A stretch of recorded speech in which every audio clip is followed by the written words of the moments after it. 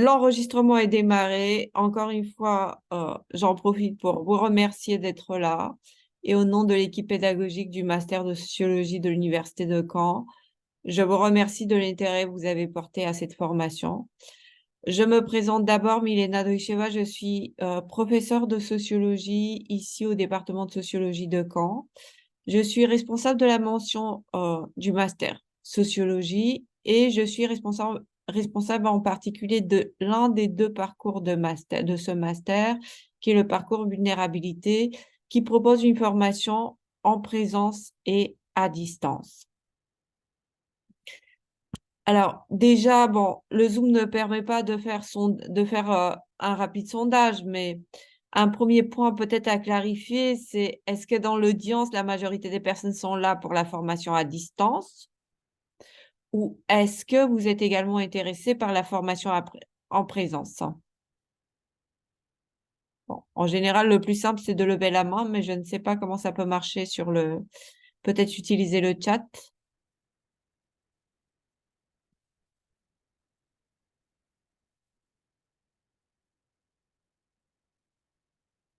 Donc, voyons un peu. Distance, distance, distance, présence, les deux.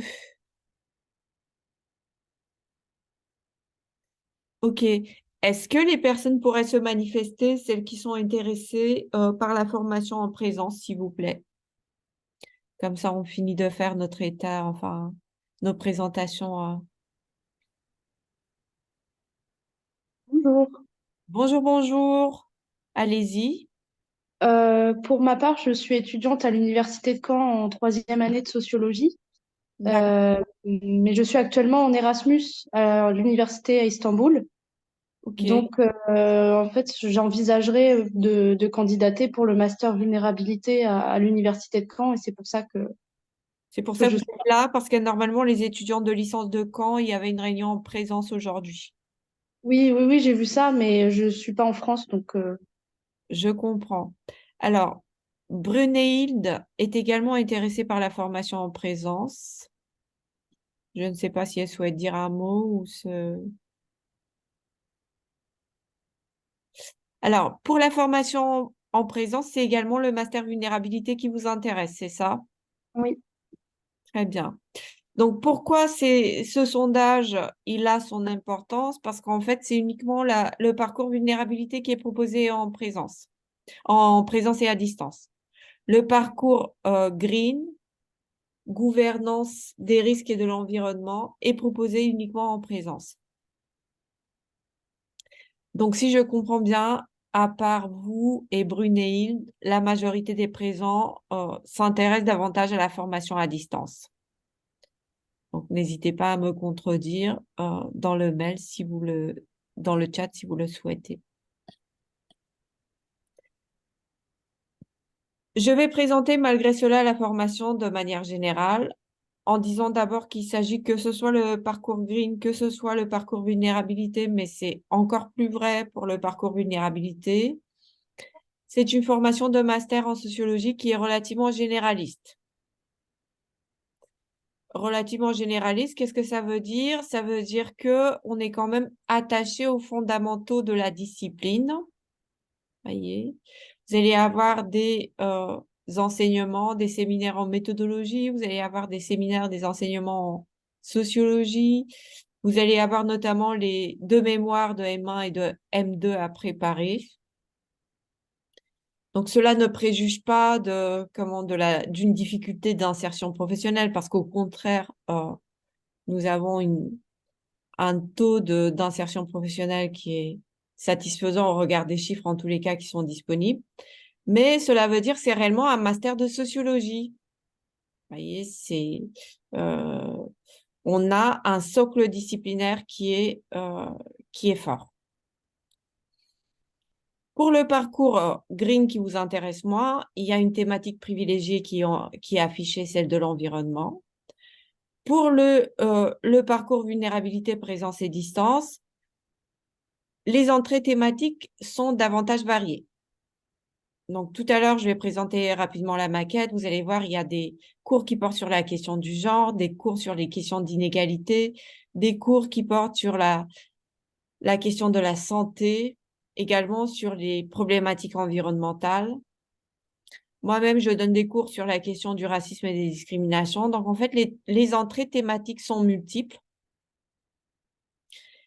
Il vous appartient de trouver, de construire votre propre ancrage thématique dans ce master, sachant que ce que la formation va vous proposer, va vous apporter, plus qu'une spécialisation thématique, ou ça sera davantage une formation généraliste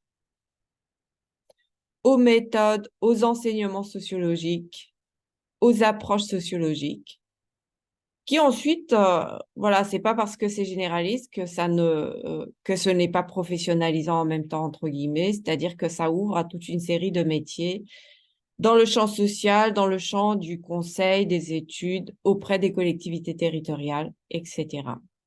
Donc, je ne sais pas si à ce stade très, très avancé de la présentation, est-ce que quelqu'un souhaite d'ores et déjà poser des questions ou demander des éclaircissements? Bon, ça a l'air d'aller. Le parcours à distance est spécifique dans la mesure, bon, bien évidemment, vous n'êtes pas à Caen, la majorité des étudiants à distance sont salariés. Beaucoup de questions portent sur la validation, sur les cours, sur les ressources pédagogiques qui sont mises à disposition. Donc, je vais essayer d'y répondre tout de suite, comme ça, au moins, ce point sera clarifié. Le master à distance est complètement adapté à des étudiants, justement, qui ont des contraintes professionnelles. Ça veut dire qu'il n'y a pas de cours en synchrone. Il y a des vidéos, il y a des séances qui sont proposées de travail en commun, mais souvent, c'est en fin de journée. Des enregistrements sont également mis à disposition. Il y a tout un ensemble de ressources pédagogiques qui sont mis en ligne via une plateforme spécifique qui font que vous pouvez travailler en autonomie. À la différence du système qui est appliqué pour la licence à distance, puisque comme vous le savez peut-être ou vous ne le savez pas, l'Université de Caen fait partie des universités françaises qui proposent une formation complète à distance en sociologie, de la licence au master. Pour la licence, d'autres universités proposent Strasbourg, Toulouse. Pour le master, je sais qu'il y a un autre master à Angers, mais il n'y en a pas tant que ça. On est une des rares universités à proposer ce cycle complet de formation à distance. Donc, il y a une plateforme spécifique qui permet de mettre à disposition tout un ensemble de ressources pédagogiques, en sorte que les étudiants à distance puissent travailler en autonomie. Une autre question qui est fréquemment posée porte sur les modalités de validation. Donc, c'est ce que j'avais commencé à dire. À la différence de la licence, vous n'êtes pas censé venir passer des examens à Caen. En master, il n'y a plus d'examen. D'ailleurs, c'est des travaux personnels qui sont demandés. Il n'y a plus de devoirs sur table. Donc, tout se fait à distance. Il n'y a pas votre présence à Caen n'est pas requise. Une autre question qui est souvent posée, porte sur les frais d'inscription. Alors, pour cette question, et ensuite je vais refermer la parenthèse qui porte spécifiquement sur la formation à distance. Pour la question des frais, en tant qu'enseignant, on n'est pas très bien placé pour vous répondre à ce sujet. Je sais que les frais ont augmenté, c'est autour de 400 €. Mais surtout, je vais vous présenter tout à l'heure notre guide des études que je vous invite à télécharger sur le site de l'UFR. Donc, je vais essayer de voir tout de suite si je peux le mettre tout de suite dans le chat. Comme ça, à la limite, vous pourrez le consulter en même temps que je vous parle. Voilà, il arrive dans le chat. Donc, notre guide des études qui est mis à disposition sur le site de l'UFR et que je vous invite vraiment à consulter dans le détail, puisque là-dedans, vous allez avoir tout un ensemble d'informations sur les cours qui sont proposés, sur les modalités de validation, sur la maquette. Toutes les questions pratiques que vous vous posez sont répondues, sont traitées dans ce document. C'est vrai qu'il ne traite pas spécifiquement la formation à distance. Mais en termes d'enseignement, vous allez le voir, la formation à distance, elle est assez similaire elle est assez proche de la formation en présence. Euh, J'en profite pour terminer, ensuite je prendrai la question qui arrive dans le chat. Sur ce guide, justement, en première page, je ne sais pas si c'est utile de le projeter à l'écran. Je vais peut-être faire un partage d'écran.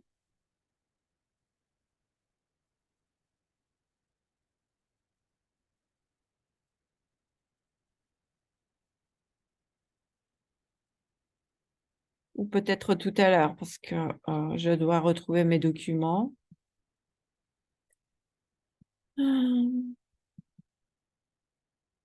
Attendez, je vais réessayer le partage d'écran. Donc, en page 2, vous allez avoir vos interlocuteurs.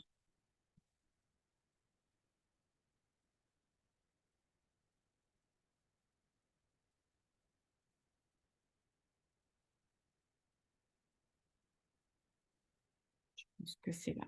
Voilà.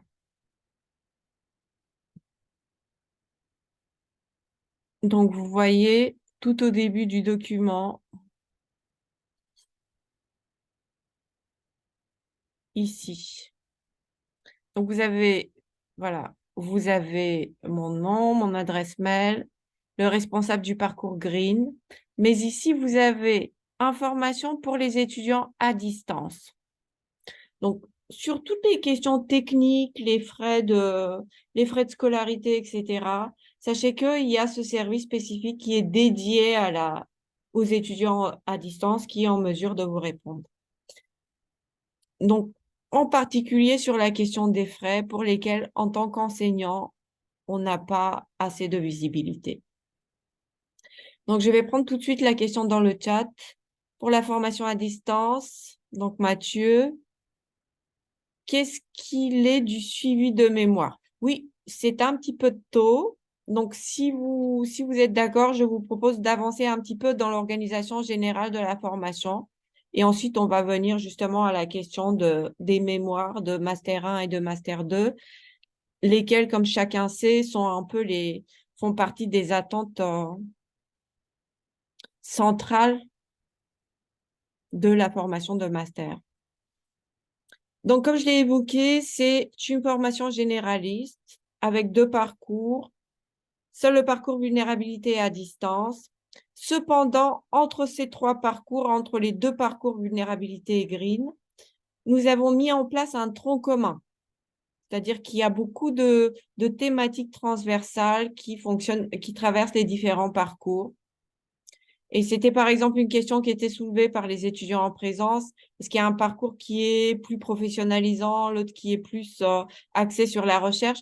On ne peut pas réellement dire ça parce que grâce à ce tronc commun, il y a beaucoup de transversalité entre les 2 parcours.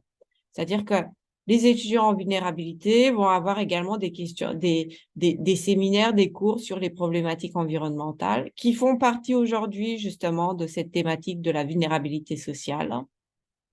Les étudiants en green vont avoir des enseignements justement sur la question des inégalités climatiques, mais pas seulement, les discriminations, les rapports de pouvoir, etc. Donc, ce tronc commun est organisé de la manière suivante. Je rentre un petit peu dans le détail de la formation. Sur chaque semestre, vous allez avoir un cours de sociologie, un cours d'anthropologie et un cours de méthodologie. À ces 3 cours qui font partie du tronc commun s'ajoutent les cours spécifiques. Puisque nous n'avons pas d'étudiants qui sont intéressés par le parcours Green, à partir de maintenant, je ne parlerai que du parcours vulnérabilité. Les enseignements en présence et à distance en vulnérabilité sont identiques. Le programme est identique. J'ai envie de dire tout est identique, sauf la condition du stage en M2 que nous avons choisi d'alléger pour les étudiants à distance. Donc, il y a une obligation de stage de plus de 3 mois en M2 pour les étudiants en présence. Nous avons rendu le stage facultatif en M2 pour les étudiants à distance. sachant que dans une majorité de situations, vous êtes déjà salarié. Donc, dans un premier temps, l'idée était de dire oui, mais même si on est salarié, peut-être qu'il faut quand même chercher à avoir une expérience dans des domaines professionnels qui sont davantage en lien avec la formation. Bon, à l'usage, ça nous a semblé trop difficile à mettre en place. Donc, c'est pourquoi le régime actuel pour les étudiants à distance, en ce qui concerne le stage de M2, est un régime facultatif. Donc, ça, c'est les différences entre la maquette en présence et à distance. En dehors de ces différences qui sont liées au stage, j'ai envie de dire la maquette est quasiment identique, que vous soyez à Caen ou que vous soyez en ligne. Donc, comment cette maquette, elle s'organise? C'est ce que j'ai commencé à présenter. Donc, le tronc commun transversal aux deux parcours comporte 3 enseignements, un cours de méthodologie, un cours d'anthropologie, un cours de sociologie. À ces 3 enseignements, chaque semestre s'ajoutent 3 enseignements thématiques qui sont là spécifiques au parcours vulnérabilité. Donc, je vais remettre à l'instant mon document pour vous les montrer, pour vous montrer quelques exemples. Donc, nous allons retrouver cette organisation à la fois en S1, en S2, en S3. En S4, le programme est allégé parce que les étudiants en présence doivent faire leur stage d'une part et d'autre part, tout le monde doit faire son mémoire de Master 2. Donc, en S4, au second semestre de la deuxième année, le programme ne propose plus d'enseignement thématique. Vous avez uniquement les enseignements en tronc commun. Alors, je vais tout de suite prendre quelques exemples à partir du guide des études pour rendre cela plus concret, pour vous montrer des échantillons des thématiques que nous proposons d'étudier. Sachant qu'une fois qu'on a fait cet exercice, on va regarder un peu les questions et ensuite, il sera peut-être pas inutile de parler des modalités d'admission. Parce que j'ai commencé à vous parler de la maquette comme si vous étiez déjà dans le master. Or, je ne vous apprends rien, il y a une procédure de candidature et je pense que c'est également important de revoir un peu les attendus et la manière de construire son dossier, en tous les cas, si ça vous intéresse. Donc, je vais partager le guide des études à nouveau.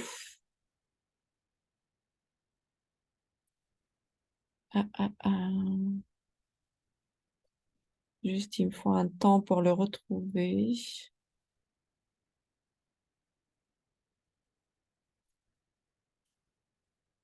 Parce que j'ai beaucoup de...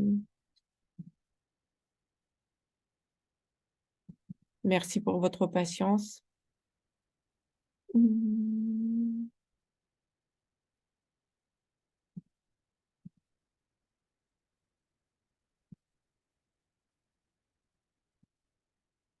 Voilà. Donc, juste pour vous donner un aperçu des thématiques abordées. Par exemple, on prend la première année. Tout ça, c'est des choses qu'on pourra... Voilà, on prend la première année, le premier semestre. En tronc commun, ce qui est proposé, c'est par exemple en anthropologie, un séminaire nature-culture assuré par Stéphane Corbin. Enjeux sociologiques contemporains, théorie du changement social. C'est un cours qui va évoluer pour l'année prochaine et qui sera davantage justement axé sur les thématiques environnementales. Méthodologie du mémoire. Donc, comme je l'ai dit, tout au long des 2 années de la formation, chaque semestre, vous allez avoir un enseignement de méthodologie. Ce n'est pas exactement un atelier, un travail pratique, des travaux pratiques, mais c'est quand même censé vous aider, vous accompagner dans la réalisation de vos mémoires, que ce soit le mémoire de M1 ou le mémoire de M2. Ensuite, ça, c'est des petites choses. Donc, il y a quand même un enseignement, mais ça, c'est uniquement pour les étudiants en présence, qui est davantage construit comme quelque chose en lien avec comment le milieu professionnel. Donc, c'est laboratoire social. Je ne vais pas rentrer dans le détail puisque les étudiants en présence sont en minorité ce soir.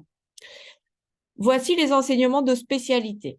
Donc là aussi, c'est pour vous donner un aperçu de qu'est-ce qu'on fait, qu'est-ce qu'on propose. Donc, précarité, vulnérabilité politique sociale, association et initiative solidaire, mutation des mondes du travail au premier semestre. Au second semestre, dans les spécialités, vous allez avoir genre et temps sociaux, crise du sens et du symbolique, approche empirique de la santé et de la maladie. Si on regarde en deuxième année, les spécialités théorie du risque et du care, émotion, corps, santé, émotion, corps et sciences sociales, pardon, sociologie du racisme et des discriminations.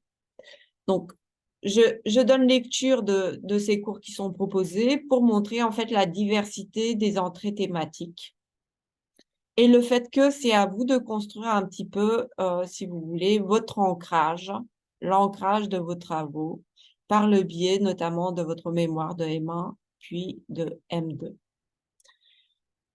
Alors, pour ce qui est des enseignements de tronc commun, bah, je ne sais pas si c'est utile de regarder cela dans le détail. Je vous ai envoyé le guide, vous allez les regarder de votre côté. Donc là, c'est pareil. Au second semestre, on retrouve anthropologie fondamentale, infrapolitique et résistance ordinaire, enjeux sociologiques contemporains, globalisation et migration, le séminaire de méthodologie que j'ai déjà mentionné, etc. Donc, si on regarde le tronc commun en deuxième année, donc anthropologie fondamentale, sciences techniques société, enjeux sociologiques contemporains, plateformisation, et à nouveau le séminaire de méthodologie. Donc, c'est une palette assez large de thématiques qui vous est proposée. J'ai pas envie de dire que c'est une formation généraliste, j'ai pas envie de dire que pour autant elle n'est pas professionnalisante, puisque le fait est que nous avons des niveaux d'insertion professionnelle qui sont tout à fait équivalents entre les deux parcours green et vulnérabilité et qui sont plutôt satisfaisants, même si les chiffres dont on dispose en la matière, bon, peut-être ne sont pas assez étayés parce qu'il n'y a pas suffisamment de réponses. Donc, les effectifs sont faibles, mais les retours que nous avons sont plutôt encourageants, dans le sens que les missions visées, qui sont celles, par exemple, de, de l'insertion en cabinet d'études auprès des collectivités territoriales, dans une activité de conseil, eh ben, ces activités sont pleinement accessibles à nos étudiants. Mais peut-être que c'est pas une question que vous vous posez, donc je vais arrêter de parler de l'insertion professionnelle. Comme vous êtes à distance, j'ai du mal à cerner vos attentes. Donc, sans plus attendre, je vais m'attaquer à la question de la guidance de mémoire, hein, qui est quand même le plat de résistance à la fois en première et en deuxième année, surtout en deuxième année. Bien sûr, les étudiants en présence ont une direction de mémoire, directeur, directrice de mémoire. Les étudiants à distance ont également leur direction de mémoire. Donc là, c'est pareil, c'est exactement le même système d'accompagnement qui est présenté, qui est proposé aux étudiants en présence et aux étudiants à distance. On vous demande assez rapidement, mais ça, je vais y revenir quand il sera question des modalités de candidature. On vous demande assez rapidement après la rentrée, dès le mois de septembre, de faire le nécessaire pour être en contact avec un enseignant-chercheur qui pourrait justement vous diriger pour vos travaux de mémoire. Pour le mémoire de M1, la soutenance est impérative avant les vacances d'été. C'est-à-dire qu'en gros, il faut soutenir avant la fin du mois de juin, tout début juillet de manière dérogatoire. Pour le mémoire de M2, vous pouvez soutenir jusqu'à la fin du mois de septembre, c'est-à-dire qu'on donne un délai supplémentaire, puisqu'effectivement, l'ampleur du travail attendu en M2 est beaucoup plus importante. Nous avons conçu les deux mémoires dans une logique de progressivité. Qu'est-ce que ça veut dire, logique de progressivité? Ça veut dire que en première année, il vous sera demandé un mémoire de 35 à 50 pages. J'aime pas trop la présentation par le nombre de pages, mais je pense que ça fait partie quand même des informations générales qui vous permettent de vous orienter. Dans ce travail de M1 qui est plus court, on attend de vous que vous fassiez une première approche de votre objet, de votre sujet d'étude, par une revue de la littérature, par éventuellement une enquête de terrain exploratoire. Néanmoins, si dans le mémoire de M1, vous n'avez pas d'enquête empirique systématique, vous n'en serez pas pénalisé. Donc, en gros, le travail de M1 est un travail préparatoire. Vous êtes censé déployer votre revue de littérature, préciser vos questions, préciser vos attentes, préciser justement votre projet, votre protocole d'enquête, le cas échéant. Mais si vous ne faites pas d'enquête en M1, ça ne sera pas pénalisant. Ça, c'est des choses à voir au cas par cas avec votre direction de mémoire. C'est-à-dire que parfois, il est justifié de commencer une approche empirique, une enquête exploratoire dès le M1. Bien sûr, c'est une bonne chose. Personnellement, j'encourage aussi. Néanmoins, si vous ne le faites pas, on ne vous le reprochera pas au moment de la soutenance de votre M1. En revanche, le M2 est réellement un mémoire de sociologie. C'est pourquoi tout à l'heure, j'ai insisté sur les attentes et sur les compétences, le socle disciplinaire sur lequel s'appuie notre formation. C'est-à-dire que le mémoire de M2, c'est réellement un mémoire de sociologie. Vous voyez, au sens fort du terme. C'est pas un rapport de stage, c'est pas un rapport de stage augmenté, c'est pas un compte-rendu d'une mission de quelque chose, c'est réellement un mémoire de sociologie, un petit peu à l'ancienne, entre guillemets, si vous voulez. C'est-à-dire que, effectivement, il y a un ensemble de questions problématique, il y a une construction de l'objet qui s'ancre dans la discipline sociologique et surtout, il y a une démarche empirique qui fait partie, je vous apprends rien, des marques de fabrique de la discipline. Donc, on reste sur un travail qui est disciplinaire. On souhaite que nos étudiants produisent un vrai mémoire de sociologie, de master, de M2. C'est pourquoi, justement, on a pensé les choses de manière progressive, à savoir d'abord un travail préparatoire en aimant, qui vous permettra, qui vous aidera à déployer l'ensemble de votre propos, l'ensemble de ce que vous avez à présenter, à dire en M2. Idéalement, si en aimant, vous faites 35, 40, 50 pages de mémoire, ces 40-50 pages de mémoire, vous allez les verser à votre mémoire de M2, qui, lui, doit faire plutôt le double, c'est-à-dire entre 85 et 100 pages avec des bibliographies, avec des annexes, etc. En général, ça ne se passe pas tout à fait comme ça, c'est-à-dire que entre le M1 et M2, c'est les étudiants avancent de leur côté, cheminent dans leur réflexion, ce qui fait qu'on ne peut jamais verser à l'identique ce qu'on a rédigé un an plus tôt. Il faut toujours repasser, retravailler. Donc, c'est pas aussi mécanique, mais en tous les cas, on tient à cette démarche de progressivité car on se rend compte qu'il y a des attentes en termes d'investissement et en termes de travail qui sont relativement importantes. Je vais terminer sur ce point qui est en lien avec la question de la validation et ensuite je vous passe la parole pour des questions. Un investissement important, oui, parce que j'ai montré les enseignements. En gros, vous avez 6 enseignements au premier semestre, on va dire 6 et demi en master 1 premier semestre, 6 en master 1 second semestre. C'est un petit peu allégé pour vous permettre d'avancer sur le mémoire. Donc, ces enseignements, il va falloir les valider.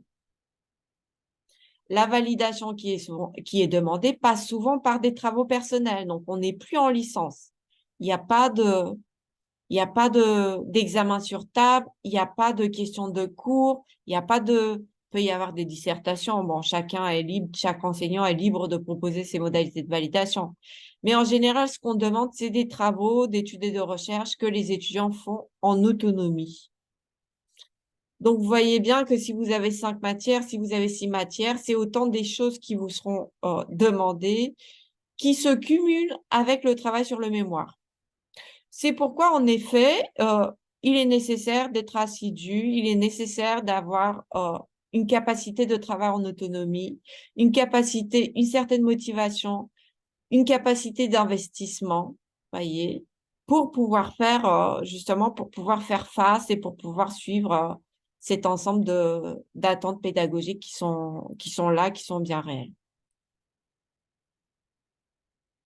Est-ce que vous avez des questions sur cette première partie de la présentation?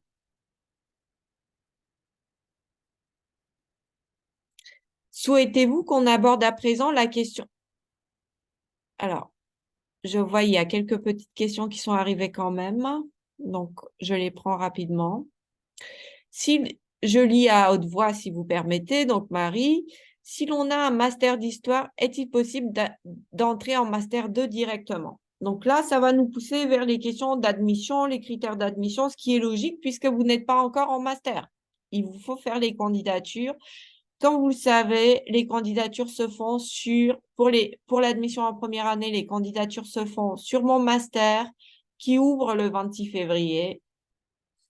Il est possible de demander des admissions directement en M2. À ce moment-là, c'est une autre plateforme qui s'appelle e-candidat, qui n'a pas encore ouvert, qui a un autre calendrier, donc on ne va pas en parler.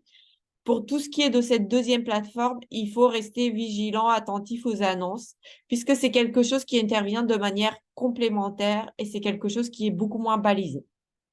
En ce qui concerne mon master, c'est la nouvelle plateforme, comme chacun sait, elle est nationale. Donc, nous avons un calendrier qui est un calendrier national. Cela commence le 26 février et se termine le 23 mars de mémoire. Donc, si vous le souhaitez, on peut revenir sur les pièces, mais je vais regarder déjà les questions qui sont posées. Donc, si nous avons un master d'histoire,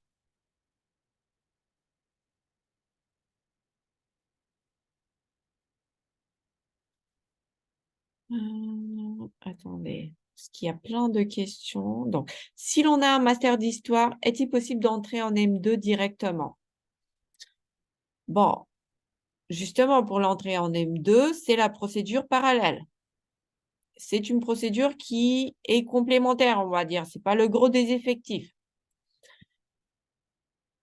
La procédure principale et la procédure complémentaire, les candidatures sont étudiées par une commission pédagogique. J'en suis la présidente, mais je ne suis pas seule dans cette commission. Hein, on est plusieurs collègues à étudier vos candidatures. Bon, j'ai envie de dire, si vous avez un master d'histoire, ça ne mène pas à un master 2 de sociologie. Ça mène à un master de sociologie, mais pas directement en deuxième année.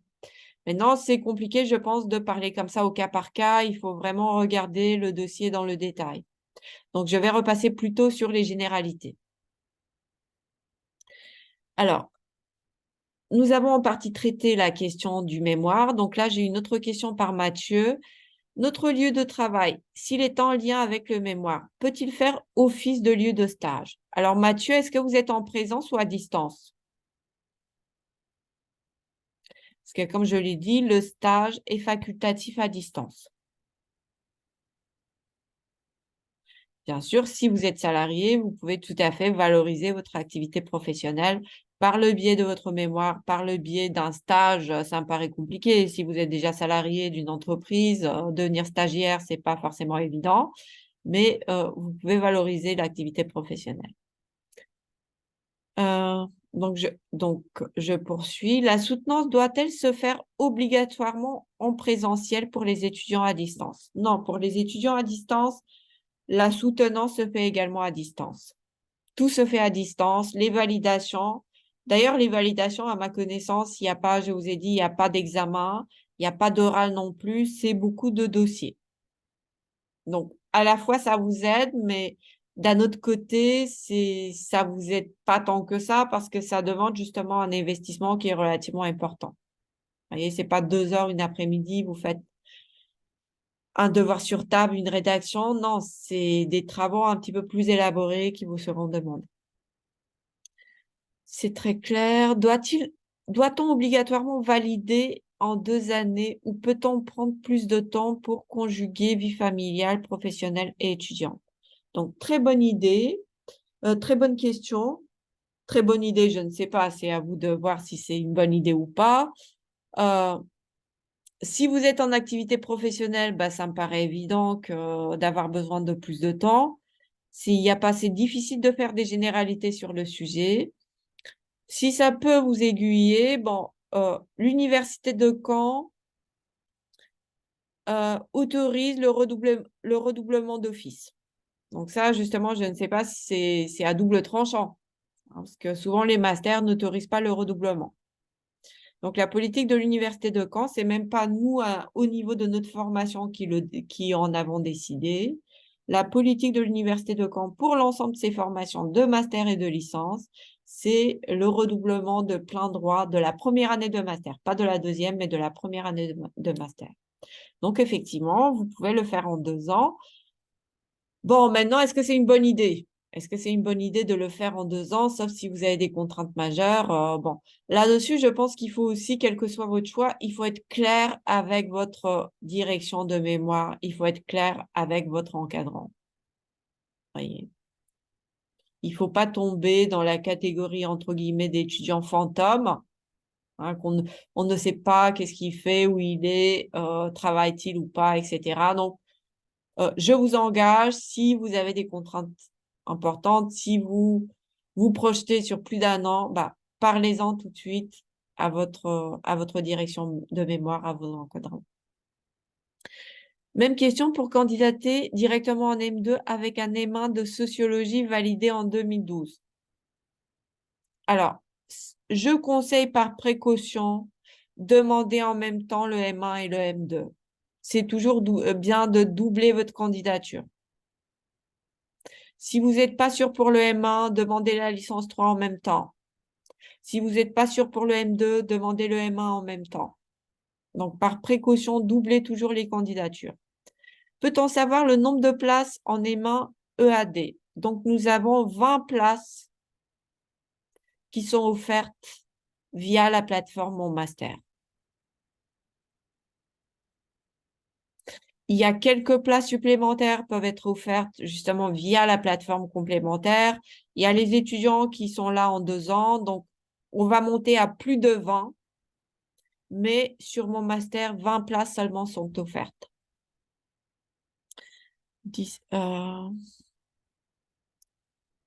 Je souhaite m'inscrire, donc Charline souhaite s'inscrire en M1 EAD parcours. Attendez, parce que j'ai perdu le fil. Parcours vulnérabilité, mais en passant par une VAP. Je dois faire ces deux. Alors, les VAP, j'ai vu que la réglementation nationale est en train de changer sur les VAP. Alors là, vous mettez VAPP. Est-ce qu'il y a une raison pour laquelle il y a 2P? Normalement, c'est VAP, validation des acquis professionnels. Je ne sais pas, la réglementation est en train de changer. Disons qu'au département de sociologie, en lien avec tout ce que j'ai souligné jusqu'à présent, à savoir l'ancrage disciplinaire auquel l'équipe pédagogique est attachée, les fondamentaux, que ce soit en termes de théorie ou de méthode sociologique, font que jusqu'à présent, nous avons eu un recours assez parcimonieux à la validation des acquis professionnels. Alors, il y a des étudiants qui ont demandé de valider de manière ponctuelle certains enseignements. Donc, je pense que le cadre légal actuel ne l'autorise pas. Ce que vous devez demander, c'est carrément la démarche. C'est une démarche bien particulière qui est, je crois, aussi coûteuse, qui passe par un service spécifique de l'université. Bon, jusqu'à présent, nous n'avons pas eu la possibilité de donner beaucoup de réponses positives par ce biais-là. Voyez, donc, par exemple, 10 ans de travail dans une collectivité territoriale avec toutes sortes de missions à la clé, bah, c'est pas nécessairement c'est qualifiant, certes. On reste attaché, vous voyez, à une vision disciplinaire, que ce soit en termes de théorie, que ce soit en termes de construction d'objets, en termes d'enquête de terrain, en termes de démarche empirique, qui fait que, bah, voilà, si vous avez rédigé pendant 10 ans des rapports pour forcément, vous n'allez pas nécessairement pouvoir cocher toutes les cases pour autant, voyez. En tous les cas, ce que vous pouvez retenir, je pense, c'est parce que je ne peux pas m'avancer, j'ai pas vos dossiers, on ne peut pas s'avancer, je suis pas la seule à les étudier. Sachez que ce n'est pas mécanique. Ce n'est pas mécanique, c'est loin d'être automatique. c'est peut-être, je ne sais pas si c'est plus intéressant, mais ça peut être plus cohérent de refaire une première année de master plutôt que de chercher à avoir une VAP. Alors, je fais défiler encore des questions. Je me permets de remettre ma question si jamais la direction doit-elle être de l'université de Caen? Alors, ça, quand vous allez lire le guide des études que je vous ai transmis, donc vous pouvez d'ores et déjà le consulter de votre côté. Vous allez voir en page 26, de mémoire, je cite de mémoire, mais je vais me corriger si ce n'est pas le cas. Vous avez la liste des directions potentielles de mémoire. Donc, c'est la page 31, pardon. Donc, en page 31, vous avez enseignants-chercheurs du département de sociologie. Ce sont les enseignants-chercheurs titulaires du département de sociologie qui sont les directeurs, directrices de mémoire par excellence. Donc, ça, c'est la règle. Ensuite, on peut l'adapter, mais justement, on l'adapte à la marge. C'est-à-dire que si vous avez ce qui est arrivé, par exemple, par le passé, notamment pour les étudiants, moins pour les étudiants à distance, mais plus pour les étudiants à présence, c'est par exemple, vous avez quelqu'un qui n'est pas titulaire du département. C'est-à-dire que là, tous les enseignants qui sont listés, ils sont titulaires du département. Il y en a 15 ou 16 qui sont titulaires du département. Leurs thématiques sont présentées.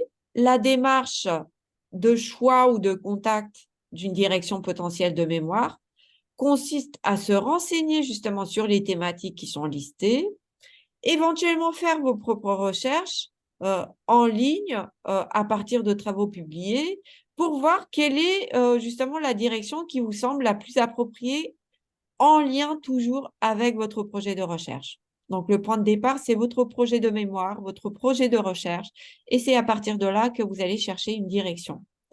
Ce qui se passe pour les étudiants, notamment en présence, c'est que parfois, il y a quelqu'un qui n'est pas enseignant-chercheur, qui n'est pas enseignant-chercheur titulaire. Ça veut dire c'est peut-être un jeune chercheur, c'est peut-être un chargé de cours, c'est peut-être un ATER qui est également au département et qui travaille précisément de manière très précise sur le sujet qui nous intéresse. À ce moment-là, on met en place un binôme, vous voyez, où vous allez avoir un encadrant, une encadrante principale qui est dans la liste de la page 31 et vous allez avoir en binôme quelqu'un qui a une proximité encore plus grande avec les thématiques que vous souhaitez travailler, mais qui n'est pas titulaire du département. Donc, ça peut être quelqu'un qui est dans un autre département. Par exemple, c'est arrivé que ce soit un collègue en STAPS. Ça peut être quelqu'un qui est, par exemple, en IRTS, en Institut de travail social. Ça peut être quelqu'un qui est au département, mais qui n'est pas titulaire. Vous voyez, différentes configurations peuvent se présenter.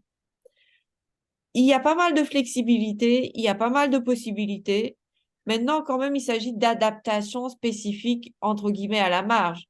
Pourquoi? Parce que si vous voulez avoir les renseignements les plus précis, si vous voulez avoir la meilleure disponibilité de votre direction, je pense que c'est mieux de choisir un enseignant, une enseignante qui fait partie de l'équipe pédagogique de la formation, plutôt que quelqu'un qui a déjà ses propres étudiants de master dans un autre département que le nôtre, département de sociologie à Caen.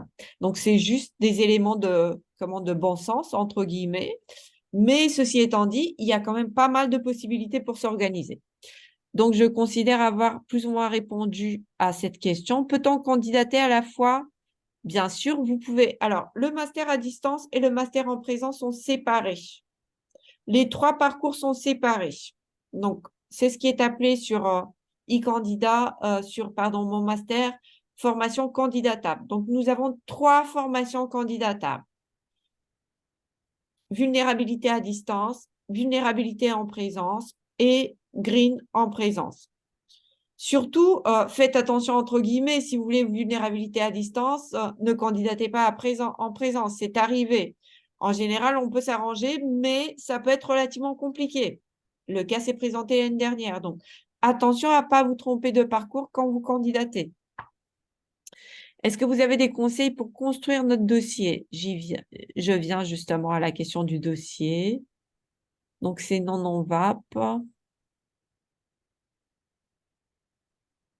Euh, alors, aller vers L3, je ne sais pas. C'est juste, soyez vigilants, faites les deux, L3 et M1, par précaution. Je ne peux pas me prononcer sur la qualité de votre dossier, sur vos qualifications, parce que je n'en ai pas connaissance. Mais je pense que il vaut mieux partir prudent, hein, que penser que c'est automatique. Or, ça ne l'est pas. À qui s'adresser pour faire valoir l'équivalence du E? Il n'y a pas réellement d'équivalence du E. Hein. J'ai eu des demandes l'année dernière. Bon, franchement, si vous voulez faire un master, c'est pas pour faire des équivalences du E. Quelle est la raison de faire des équivalences du E? Vous voyez, c'est bon. Bien sûr, le cas se présente.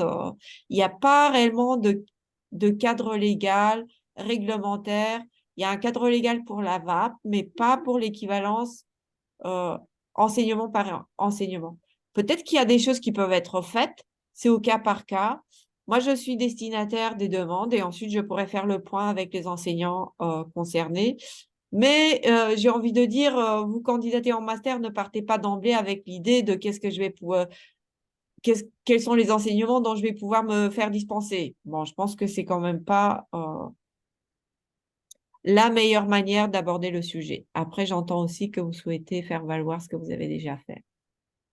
Donc, un master en management durable et éco-innovation. Suis-je éligible pour faire le master de sociologie ou dois-je m'inscrire directement en M1 ou suis-je éligible pour le M? Alors, pour le M1, vous n'allez pas vous inscrire directement non plus. Ah, il y a une admission en M1 également, on classe. Hein. Donc, l'année dernière, nous avions, j'ai peur de dire des bêtises, mais certainement plus de 80 candidatures. Parce qu'avec la nouvelle plateforme nationale, comme chacun sait, vous avez la possibilité de faire 10 candidatures partout en France.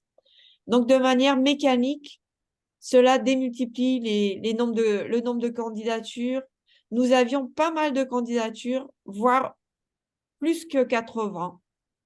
Donc, il y a en Master 1, il y a également une admission. Ce n'est pas une inscription automatique. Je ne peux pas me prononcer sur est-ce que vous êtes certainement éligible, mais est-ce que vous serez bien classé, est-ce que vous pourrez vous inscrire? Ça, je ne pourrais pas me prononcer puisque c'est la commission de spécialistes qui décide.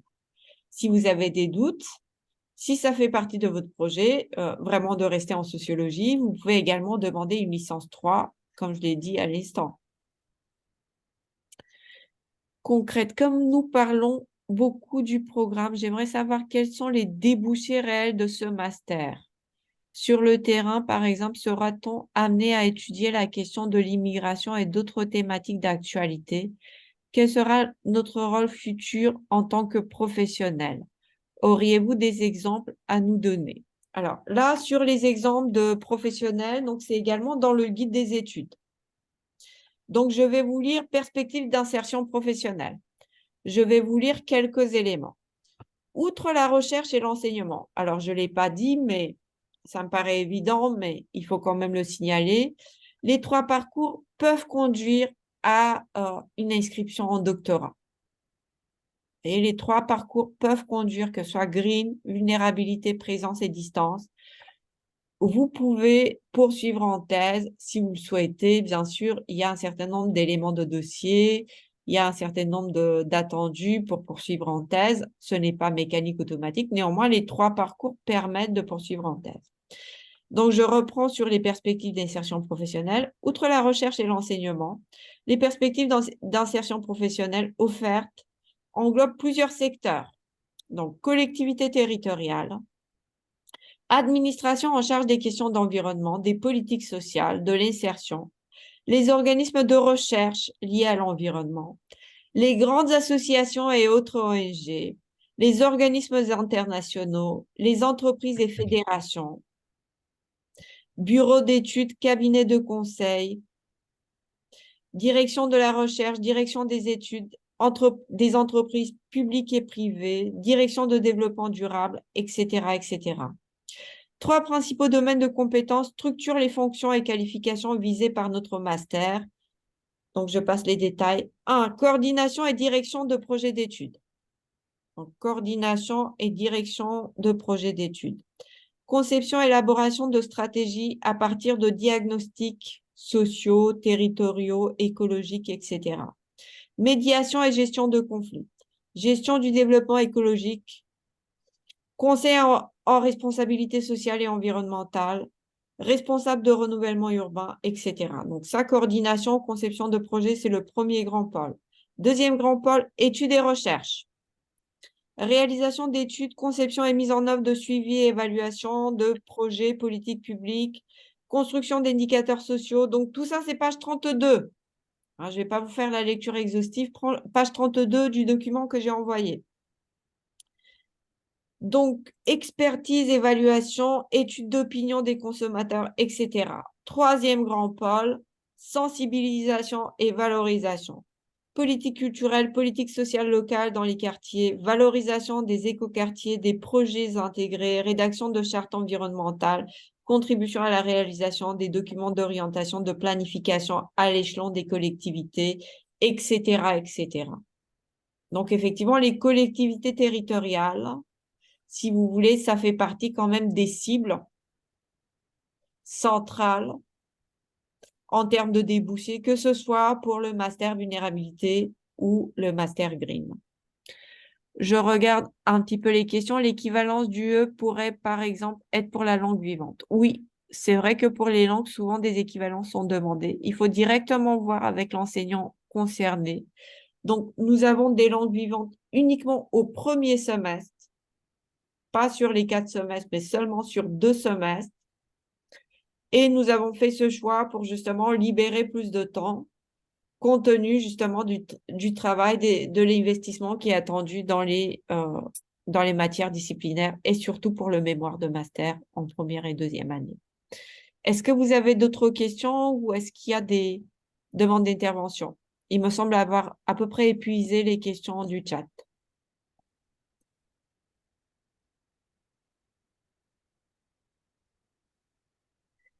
Donc, s'il n'y a pas de questions, quelques mots sur le dossier de candidature.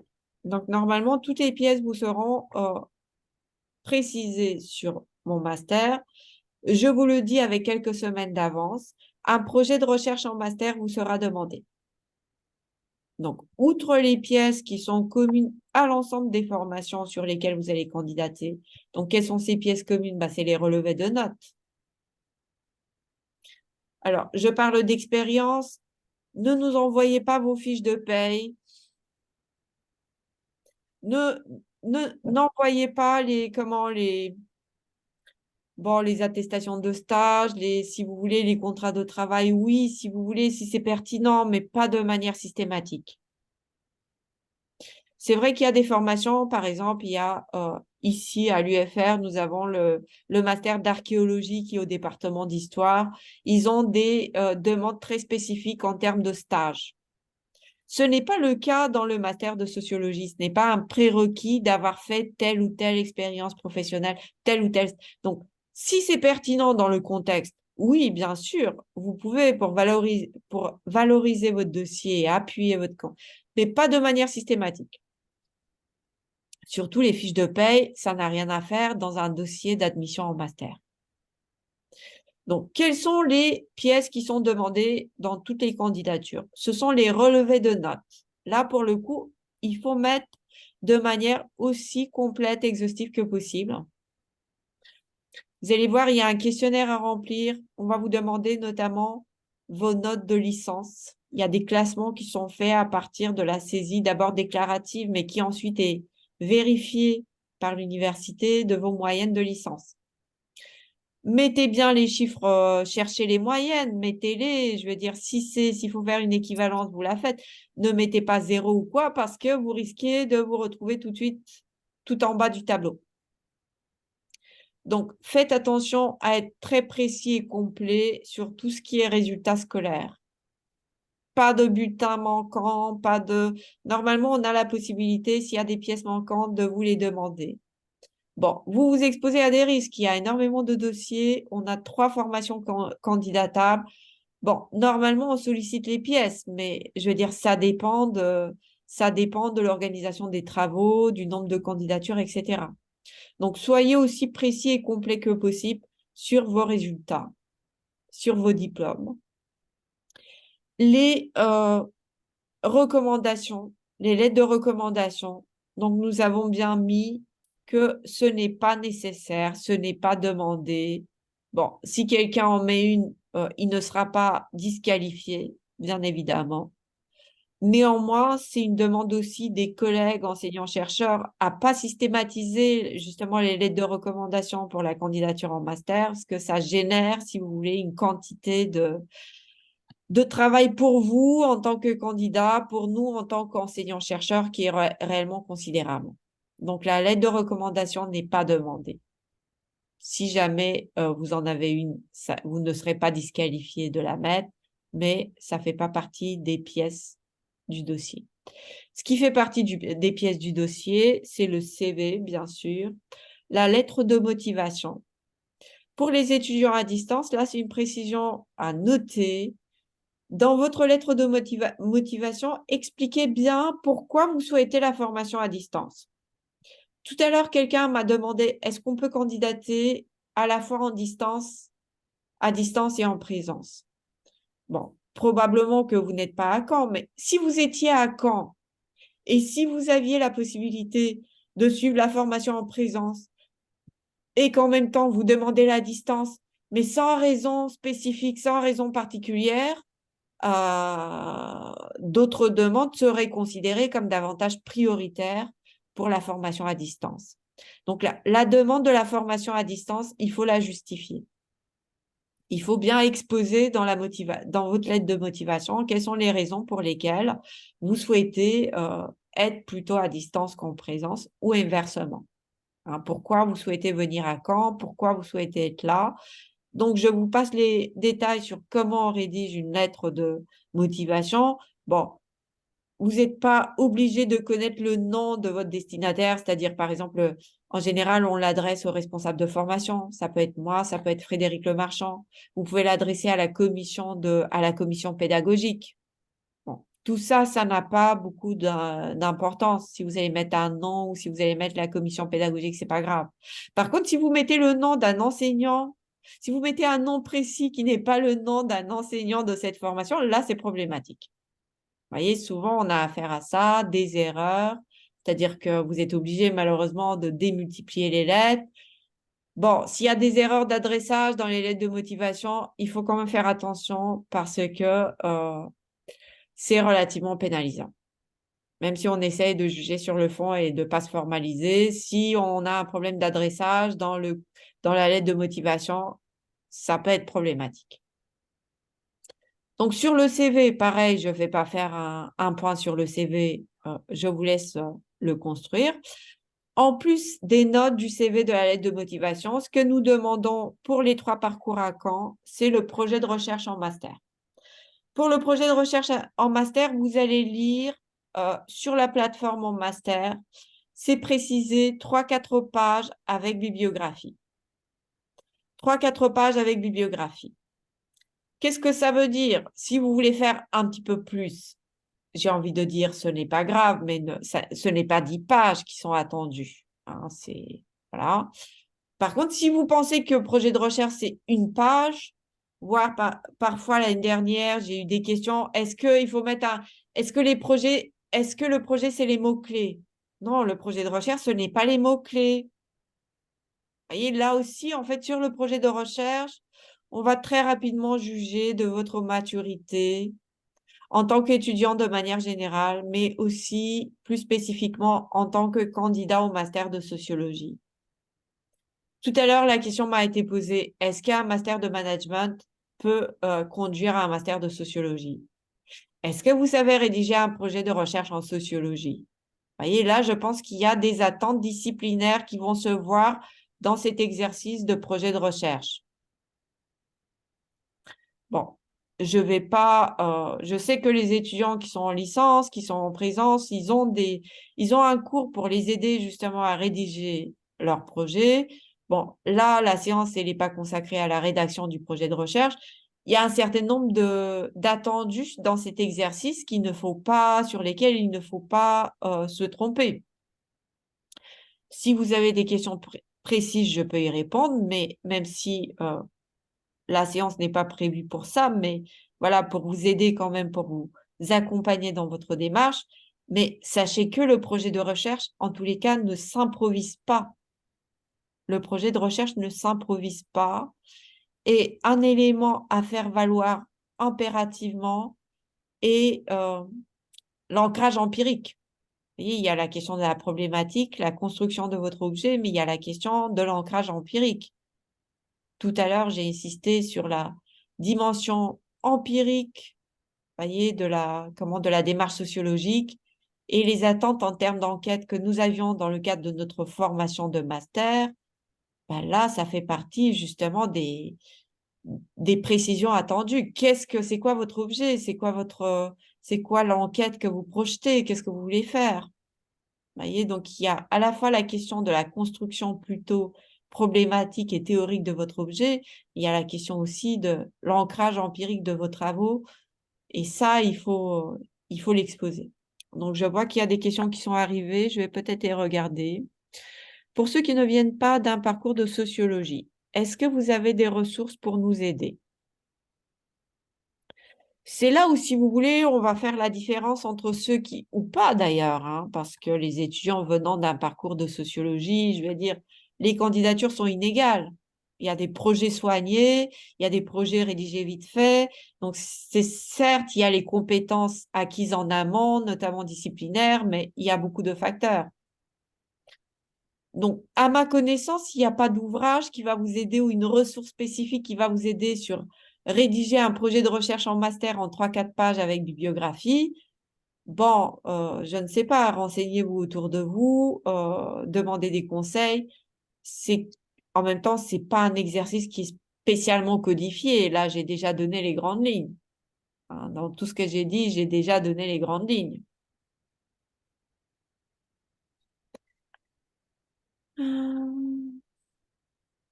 Donc là, j'ai une question assez longue, je vais essayer de la prendre. Donc c'est Floriane Tardivelle. Si je puis me permettre, je trouve que nous avons longuement abordé la question du programme et peut-être pas assez celle de l'insertion professionnelle. À part la seule lecture de la page 32, pourriez-vous en dire un peu plus sur les possibilités futures concernant les débouchés professionnels? Avez-vous des exemples d'étudiants qui ont fait ce master et qui sont aujourd'hui en poste? Je trouve que l'on a toujours plus de motivation quand on sait où l'on va professionnellement. Alors, certes, vous avez tout à fait raison, Floriane.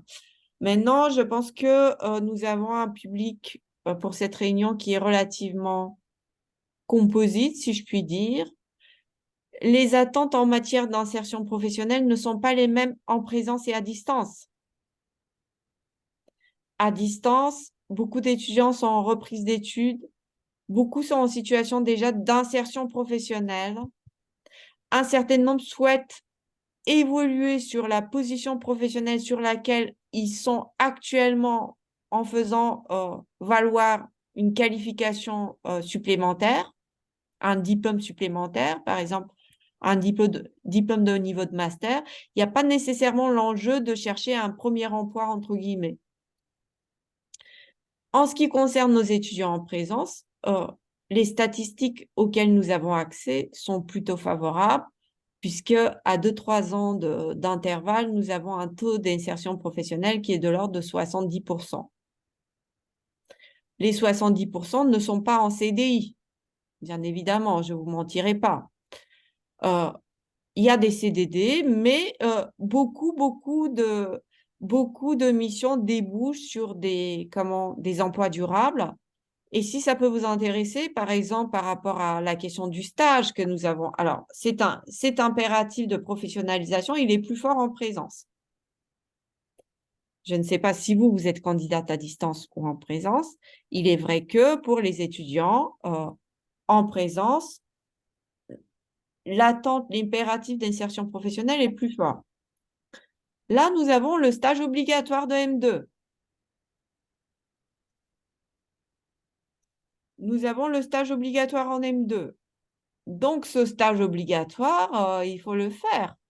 Vous voyez, ça, c'est comment? C'est c'est une exigence très importante que nous avons inclus dans cette formation, en fait, parce qu'en fait, vous avez le stage et vous avez le mémoire. Donc, effectivement, là, on a une attente assez importante vis-à-vis des étudiants, notamment en présence, qui se révèle très rentable, justement, en termes d'insertion professionnelle. Puisque pour parler de la promotion de l'année dernière, pas celle qui est en cours, mais de la promotion 2022-2023, tous les étudiants ont trouvé un stage professionnalisant de plus de 3 mois.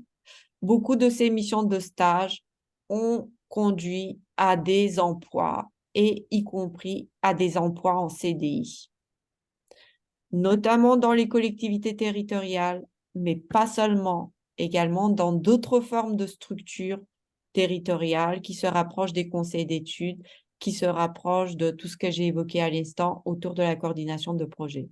Bon, moi, je n'ai pas préparé, si vous voulez, une liste avec l'ensemble des postes occupés par les étudiants de la promotion de l'année dernière. Sachez néanmoins que la liste dont je vous ai donné la lecture en page 32, elle est construite justement à partir de l'expérience de nos promotions passées. Avez-vous des exemples de stages, s'il vous plaît? Alors, j'ai une autre question, je vais prendre connaissance d'abord. Bonsoir, concernant le projet de recherche et l'objet, est-ce plus la méthodologie à mettre en avant ou nos questionnements et ancrage empirique? Alors, normalement, ancrage empirique et méthodologie, ça va ensemble. Hein, c'est le volet empirique, c'est à la fois le qu'est-ce que vous allez étudier et comment vous allez l'étudier. Donc, l'ancrage empirique va de pair avec la méthodologie. Donc, je ne vais pas vous faire un cours de sociologie aujourd'hui à 19 h, mais justement, qui dit ancrage empirique dit méthodologie. Donc, effectivement, il va falloir parler de méthodologie. Et là, si vous voulez, sur ces éléments, très rapidement, on voit effectivement les candidatures où il y a une formation en amont en sociologie, et où il y a déjà des compétences acquises et des dossiers qui peuvent être davantage fragiles parce que venant d'autres disciplines, d'autres formations initiales. Alors, je tiens à préciser, ces dossiers ne sont pas écartés. Mais il faut quand même vous investir dans cet exercice et il faut faire un travail de recherche en amont et soigner surtout le document que vous allez nous communiquer. Est-ce que j'ai des exemples de stages? Alors, actuellement, nous avons, on va dire, 20 étudiants en M2 en présence, un petit peu plus, on va dire 25 entre les deux parcours. Malheureusement, je n'ai pas, là, de tête, c'est pas un document que j'ai préparé. Je ne pensais pas que vous alliez me poser des questions dessus. Donc, j'ai eu tort peut-être et j'aurais dû le faire. Les possibilités sont très variées. Par exemple, actuellement, je travaille avec la ville de Caen, la municipalité de Caen, qui nous a sollicité. Nous avons beaucoup de sollicitations par les acteurs locaux. Par exemple, nous sommes en train de travailler avec la bibliothèque municipale qui souhaite faire une étude sur ces publics. Donc, elle nous a sollicité pour avoir justement des étudiants de master avancés qui pourraient prêter main forte sur ce projet. Je suis actuellement en contact avec la ville de Caen qui, de la même manière, souhaite avoir un étudiant de sociologie avancée pour l'aider dans sa réflexion interne en ce qui concerne notamment sa politique sur les quartiers dissensibles, les territoires dissensibles de la politique de la ville. Donc, il y a certains quartiers en particulier que la ville a ciblés, sur lesquels elle a engagé des démarches spécifiques et pour lesquels elle a fait appel à nous pour avoir des étudiants en stage qui lui permettent d'élargir ses perspectives, d'avoir un nouveau regard, de les aider à réfléchir à prendre du recul, à réfléchir sur leur métier. Tous les ans, nous avons au final, nous avons quand même pas mal de propositions par des entreprises d'insertion, par exemple, récemment de Cherbourg, une association qui travaille dans le champ de l'insertion nous a également sollicité. L'année dernière, nous étions sollicités par le service départemental de protection de l'enfance qui souhaitait réaliser une étude sur les enfants placés.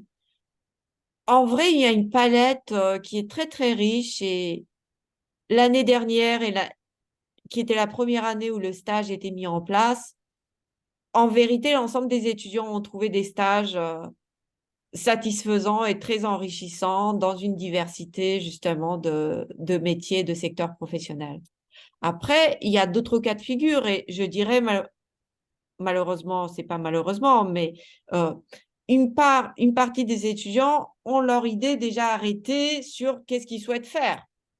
Donc, quand la ville de Caen vient, venez nous aider dans nos quartiers en difficulté, ça ne rentre pas forcément dans leurs attentes problématiques en amont.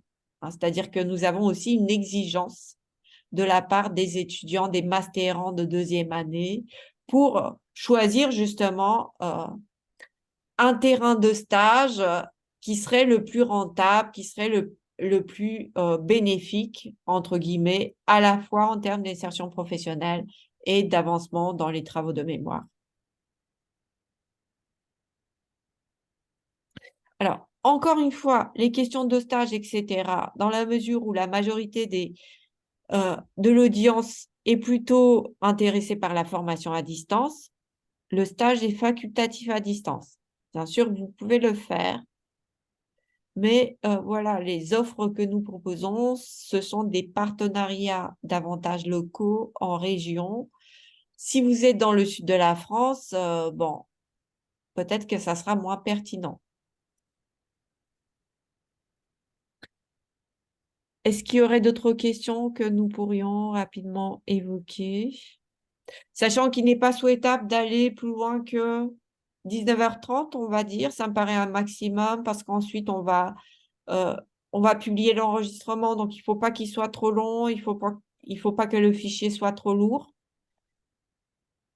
Donc nous allons vers la fin de cette réunion, mais on peut encore prendre quelques questions si vous le souhaitez.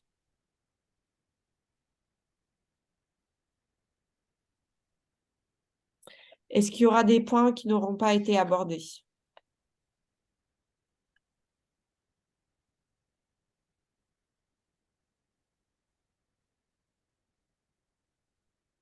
Si tel n'est pas le cas, si tout vous semble clair, il me reste plus qu'à vous remercier à nouveau d'avoir été là et de l'intérêt que vous avez porté à notre formation de master. Et donc, je vous dis peut-être à bientôt à Caen, ou en tous les cas, je l'espère, à Caen ou sur eCampus, qui est notre plateforme, justement, notre Moodle local de partage de ressources en direction des étudiants à distance.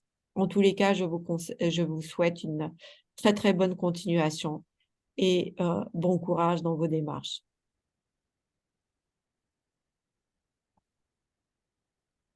Bonne soirée également. Merci. Bonne soirée à vous. Merci à vous. Merci d'avoir mis la caméra. Bonne soirée à vous. Bonne Aussi. soirée également. Donc, du coup, c'est vrai que les étudiants ne se sont pas présentés, mais c'est vrai qu'on ne peut pas, on ne peut pas tout faire. Bon, je suis obligée d'arrêter l'enregistrement pour